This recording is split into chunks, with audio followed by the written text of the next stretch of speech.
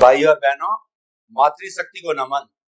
जितने भी हमारे तीर्थंकर भगवान हुए हैं, उन्होंने विज्ञान के सहारे मुक्ति का मार्ग अपनाया, मुक्ति को अपनाया, क्योंकि वो सनातन सत्य है, वो मुक्ति का मार्ग है और वो अध्यात्म विज्ञान है। यानी किसी को अगर ultimate reality of this universe, ब्रह्मांड के जो अंतिम सत्य को जानना है, तो उसको सनातन सत्य पर आना पड़ेगा।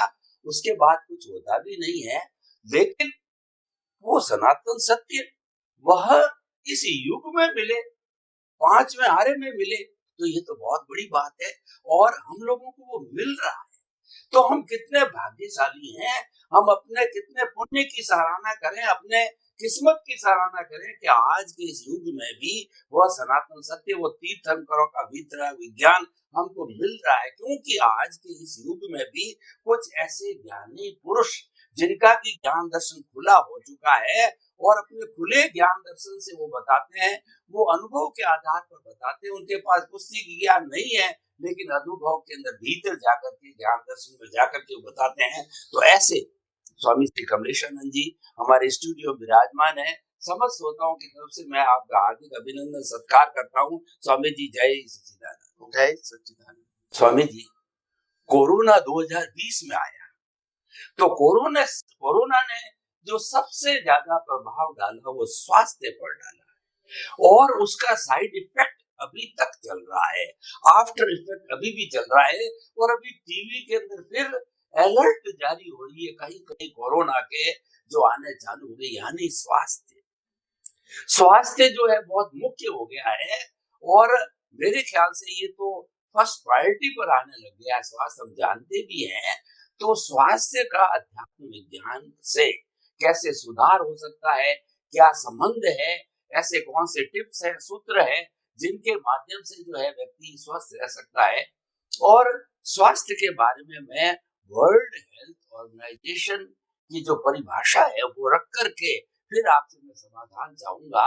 उन्होंने कहा कि पूर्ण रूप से वह व्यक्ति स्वस्थ है जिसके शारीरिक स्वास्थ्य, मानसिक स्वास्थ्य और भावनात्मक स्वास्थ्य और स्पिरिचुअल हेल्थ यानी कि आध्यात्मिक स्वास्थ्य और उसकी परिणति यानी सोशल हेल्थ, यानी वो सामाजिक, वो समाज में उनकी एप्लीकेशन करता है या नहीं करता है। तभी अगर उसमें एप्लीकेशन होती है, अच्छा रहता है, वो संभाव से रहता है, तब वो संपूर्ण स्वस्थ का है। तो कृपया इन पांचों को पहले हम शारीरिक और मानसिक स्वास्थ्य को लेते हैं।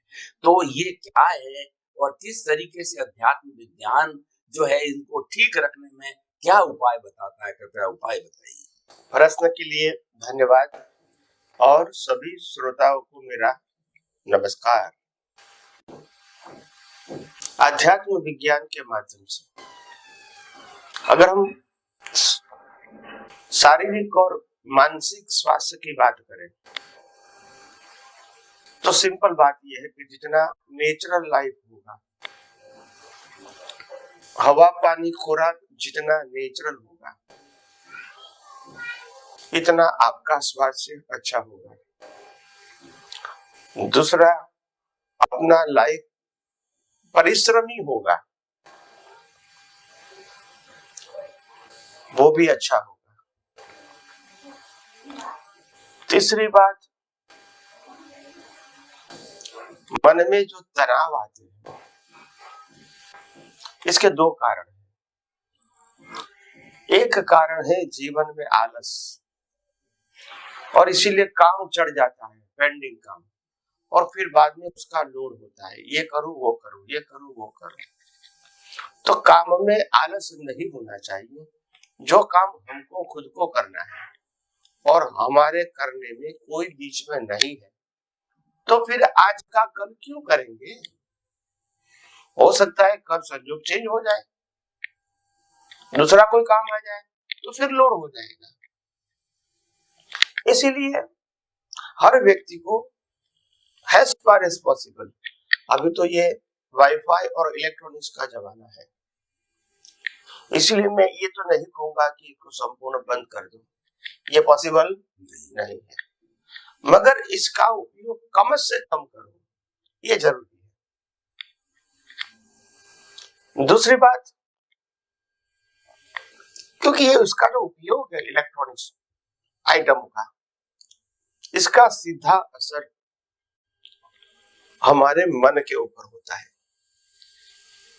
बहुत कम लोगों को मालूम होता है, जो साइंस में रिसर्च किया है उनको मालूम होता है कि हमारा माइंड कितना सेंसिटिव है और हमारे माइंड के अंदर जो वेव्स है वो कितना सेंसिटिव है। इसके इफेक्ट इतनी सेंसिटिव है, एक विचार भी हमको शक्तिशाली या शक्तिहीन बना सकता है। विचार खाली इतना पावरफुल सेंस है, मतलब विचार की इफेक्ट, आउटपुट जिसको बोलेंगे, इतना पावरफुल सेंस है हमारी, इसको कैचअप कर लेती है और रिजल्ट में कन्वर्ट कर देती है। मैं मर जाऊंगा तो ऐसे विचार आए, जुड़ गए, तो अभी आप मर ही गए, ये नो पावर। तो इतना सेंसिटिव माइंड है, इसमें अगर इलेक्ट्रॉनिक्स वाईफाई का जो असर होता है तो वो जो वेव्स झेलने की जो क्षमता है वो पावरलेस हो जाती है, जल जाती है और धीरे धीरे इफेक्ट बुढ़ी हो जाती है। जैसे हमारे समाज में लोग कहते हैं कि आज लोग धीरे धीरे संवेदनशील कम हो गए, कोई मर गया है, कोई रास्ते पे गिर गया है तो इसको उठाओ, ये भी संवेदना नहीं होती है। कभी किसी को एक्सीडेंट होता है तो हेल्प करे, कभी कल हमारा भी हो सकता है, मगर ये नहीं सोचते हैं, संवेदना नहीं है। तो संवेदना नहीं का मतलब ये नहीं है कि संवेदना नहीं थी, मगर धीरे धीरे ये संवेदना का जो सेंस था, वेव्स, इसको धीरे धीरे हार्ड कर दिया with electronics, media and wifi. और इसीलिए जो फीलिंग होना चाहिए वो नहीं होता है। पड़ोसी के घर में कोई दुखी है, वो भी इंसान है, हम भी इंसान है, तो उनका दुख दूर कैसे हो गए, ये फील करना। उपाय की बात बाद में होती है, पहले फील करना। बिना फील तो उपाय कैसे करोगे, तो फील नहीं होता है, वे उनका बोझ आ जाए, यानी आप फीलिंगलेस हो गए।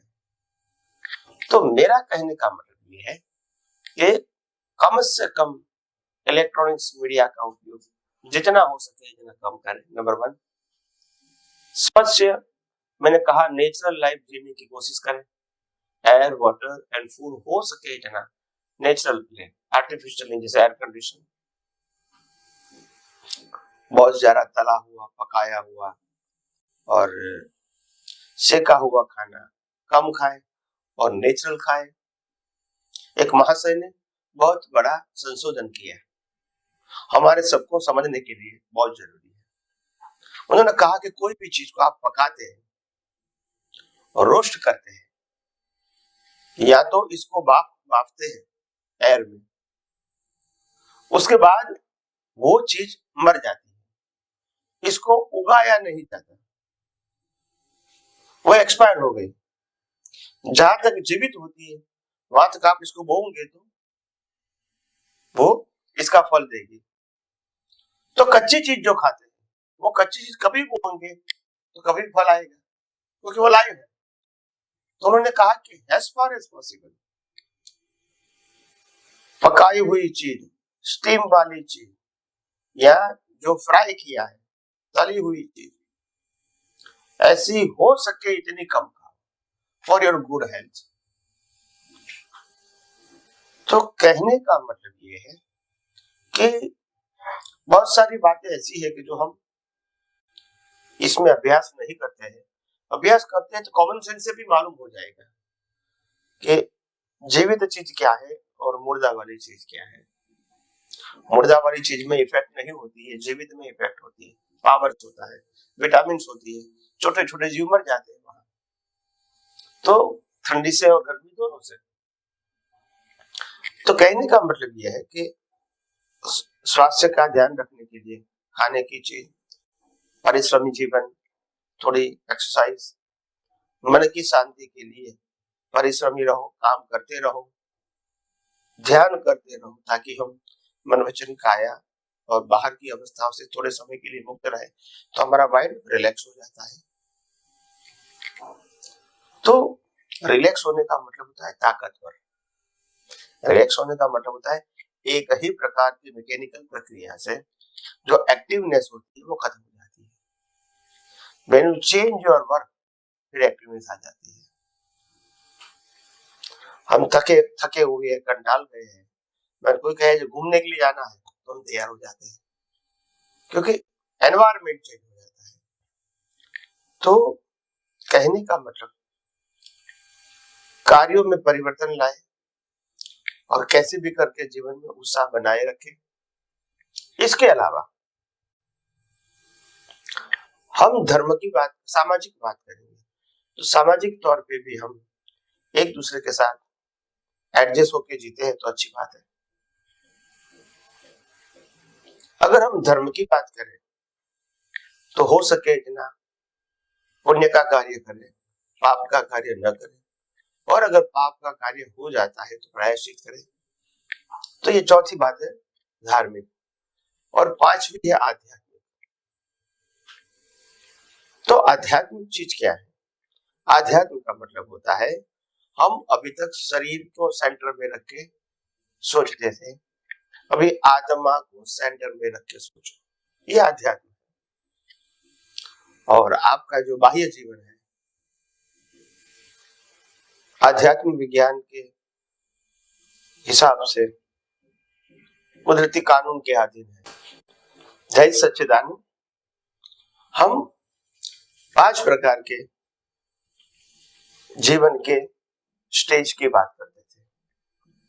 इसमें पहला स्टेज था कि कैसा स्वास्थ्य होना चाहिए, दूसरा स्टेज था हमारी मानसिक स्थिति कैसे स्वस्थ होनी चाहिए, तीसरा था हमारा सामाजिक जीवन कैसे अच्छा होना चाहिए, चौथा था हम कैसे पुण्य करें, पाप न करें, और पाप हो जाए तो प्रायश्चित करें, और पांचवा है आध्यात्म, हम कैसे शरीर होते हुए भी आत्मा के बारे में सोचें, अपने पुनर्जन्म के बारे में सोचें, अपनी अज्ञानता को मिटाने के बारे में सोचें, दुनिया के सनातन सत्य के बारे में सोचें कि आखिर ये दुनिया कैसे चल रही है, जीवन कैसे चल रहा है, उसको सिद्धांत से समझने की कोशिश करें ताकि हम सनातन सत्य समझ सके।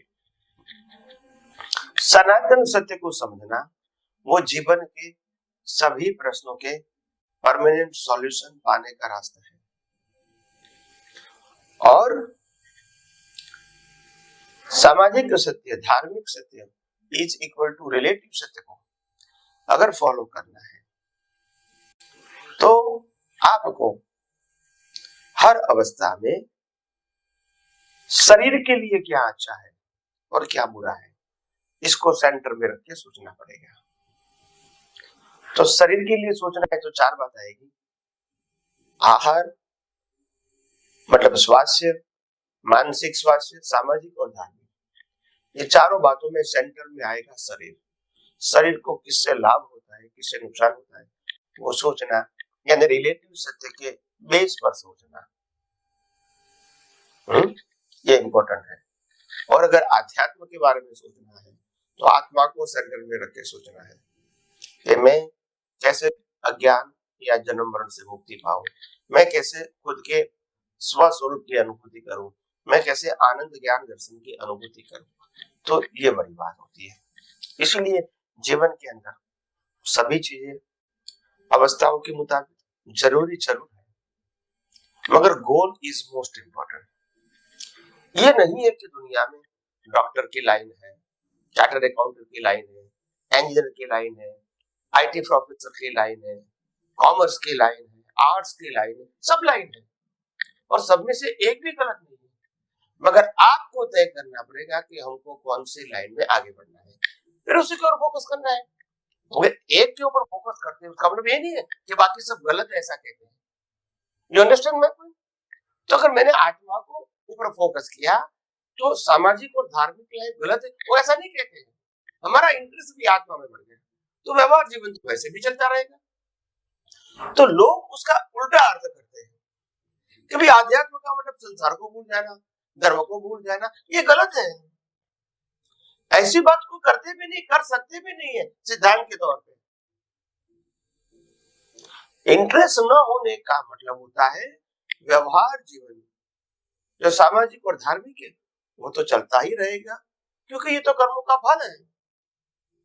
मगर जो पहले सामाजिक और धार्मिक जीवन हम इंटरेस्ट से जीते थे, अभी हम कैसे अज्ञानता से मुक्ति पाए, सनातन सत्य को समझे और आत्मा की वैल्यू समझे, ये दृष्टि चेंज हुआ। मन वचन काया का व्यवहार तो वही का वही रहेगा। तो हमको ये सोचना है, और सबसे बड़ी बात यह है जो हमारे सबके लिए बहुत जरूरी है, जीवन में कभी आत्मविश्वास खोना नहीं है, क्योंकि हम है तभी शरीर है, और हम है तो संतों के, हम नहीं है तो कुछ भी नहीं है। इसीलिए जन्म से मौत तक और मौत के बाद भी हम थे, हैं और रहेंगे। इसीलिए हमको कभी निराश होने की जरूरत नहीं है। आत्मविश्वास से जीना यानी आत्मा को लक्ष्य में रख के जीना है। और जीवन में बहुत सारे प्रयास करने के बाद भी सामाजिक और धार्मिक फील्ड में सफलता मिले या न भी मिले तो हमको डिप्रेस होने की जरूरत नहीं है। आगे बढ़ते रहो, आगे बढ़ते रहो।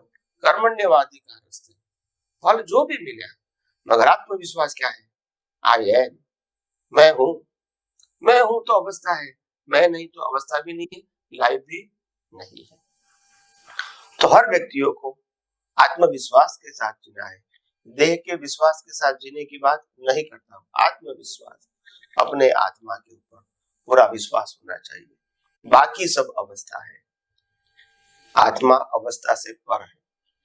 इनके ऊपर विश्वास रखो, इसका कभी अंत होने वाला नहीं है और आत्मा कभी शक्तिहीन होने वाला भी नहीं है। तो ये बात ध्यान में रख के हम जीवन में आगे बढ़ सकते हैं। आगे आगे बात करते रहेंगे।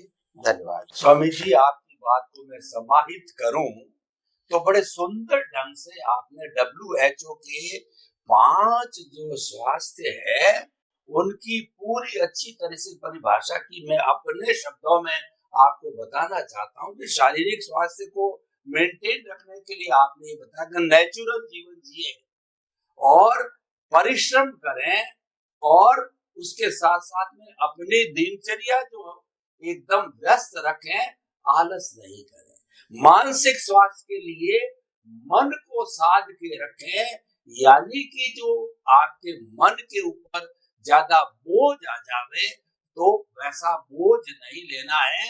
और जो आजकल के ये विद्युत यंत्र है, ये भी फ्रीक्वेंसी और वेव्स के हिसाब से हमारी संवेदना को बाधित करते हैं, रोकते हैं, उनको डिस्ट्रॉय करते हैं। उनसे जितना दूर रह सके तो हमारा मन प्रसन्न रहेगा। और आध्यात्मिक स्वास्थ्य के लिए तो आपने बताया कि सारा सनातन सत्य का जो है उपयोग करो, मेडिटेशन वगैरह करो। और भावनात्मक स्वास्थ्य के लिए आपने बताया कि भावनात्मक स्वास्थ्य का संबंध राग द्वेष से है। तो राग द्वेष को अगर भूलना है तो आपको जो है कुदरती रचना को देखना होगा, और सारी चीजों को समाहित करके अगर आप इनको प्राप्त कर लेते हैं तो आप एक अच्छे इंसान बन सकते हैं, सामाजिक और धार्मिक जीवन जी सकते। इन सबसे ऊपर जो मैं उपसंहार रूप में कहूं या कंक्लूजन रूप में जो आपने बात बताई कि इन 5 तरह के स्वास्थ्य को एक साथ साधना है, तो आप अपने अस्तित्व को केंद्र में रख करके मैं हूं तो 5 स्वास्थ्य है, मैं नहीं हूं तो इन स्वास्थ्य का कोई अर्थ नहीं, वो तो जीरो है। एक के पीछे कितने जीरो लगाओ, वो सब कोई वो अर्थहीन होते हैं। मेरे होने से ये है। और अगर हम दर्शन को खुला रखते, यानी जो हमारे साथ सुबह से शाम, जन्म से मृत्यु जो घटित रहता है उसको कुदरती रचना देखते हैं, तो ऑटोमेटिकली परमानेंट रूप से दावे के साथ अच्छी तरीके से ये कहा जा सकता है कि आप पूर्ण रूपेण स्वास्थ्य आजीवन तक रहोगे। तो कहने का अर्थ ये हुआ कि सारे स्वास्थ्य को सनातन सत्य की दृष्टि से देखें तो मैं शुद्ध आत्मा हूं और मन वचन काया कुदरती रचना है। ये देखते रहो, जानते रहो, विश्वास करते रहो तो आप पूर्ण रूप से स्वस्थ रहोगे। स्वामी जी, अब जो एपिसोड जो समय बचा है उसके अनुरूप मैं स्वास्थ्य से ही जोड़ के बात करता हूँ कि जैसा मैंने बताया कि एक व्यक्ति अगर पूर्ण रूप से सब तरीके से सारे अन्य विभागों को छोड़ करके वो अपनी अपनी जगह सब विभाग सब सही है छोड़ करके सनातन सत्य की केवल उपासना करे तो क्या ये बिल्कुल स्पष्ट तौर से जो है वो व्यक्ति सब झंझटों से मुक्त होकर के और एकदम प्रसन्न चित्त रह करके और अपनी डे टू डे लाइफ को अच्छा चला करके और समाज में अच्छा इंसान बन करके और सब ये हो सकता है तो मैं प्रश्न क्यों कर रहा हूँ होता तो है लेकिन आप मोटिवेशन की बात करते हैं आप ये कॉन्फिडेंट के साथ में आत्मविश्वास के साथ में जनता को बताइए कि मैं जो है अपने अनुभव के आधार पर अपने कॉन्फिडेंस के आधार पर ये कहना चाहता हूँ कि अगर सनातन सत्य फॉलो करते हैं तो आपको समस्त जो है स्वास्थ्य से जो छुटकारा मिल सकता है कृपया हमको मोटिवेट करने की दृष्टि से बताइए। जय सच्चिदानंद। प्रश्न के लिए धन्यवाद। देखो सबसे बड़ी बात यह है हम अपने जीवन में ऐसा मानते हैं कि हम अपने स्वतंत्र प्रयास से जीते हैं। वास्तव में ऐसा नहीं है। कुदरत जो संजोग देके उसमें ही हमको जीना पड़ेगा और हमारे प्रयत्न की मर्यादा भी अवस्था के अधीन होगी, इसमें फ्रीडम नहीं होगी। तीसरी बात हमको ये बात सोचना है क्या शरीर हम है और दूसरी बात ये सोचनी है क्या शरीर हम चलाते हैं। अगर ये दो बातों का उत्तर अगर ना है तो फिर तनाव की जरूरत नहीं है क्योंकि शरीर भी नहीं है चलाने वाले भी नहीं है। तो इसीलिए हम आध्यात्म के मार्ग में आगे आगे और भी बातें समझते रहेंगे। धन्यवाद। स्वामी जी आपने जो है मोटिवेशन किया उस मोटिवेशन के लिए आपको धन्यवाद साधुवाद आपके प्रति कृतज्ञता और आगे आगे और हम आपसे मोटिवेशन प्राप्त करते रहेंगे। जय सच्चिदानंद। जय सच्चिदानंद।